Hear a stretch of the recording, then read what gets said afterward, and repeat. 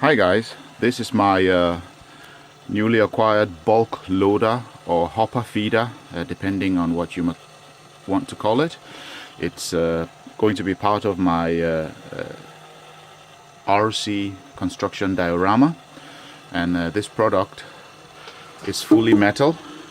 It comes with a conveyor belt, nicely made, and the plan is the trucks or dumpers load all the sand stones into this feeder area, and the conveyor belt gradually at a controlled rate, which you can adjust with this little adjustable window, can regulate the amount of feeding it does of the product you have dumped in the container into maybe the sand sorting unit, like my sand monster, which I also have a video of. The unit comes with a little control box. It is run by a 12-volt power source, even though the unit says it can run between 9 and 60 volts. I don't dare, so I just run it on 12 volts.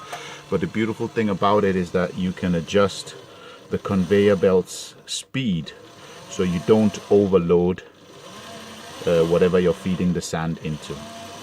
I'm looking forward to put it into action and looking forward to see it working in a diorama setup. So stay tuned, subscribe, like the video, and check out my channel for other RC videos. Bye bye.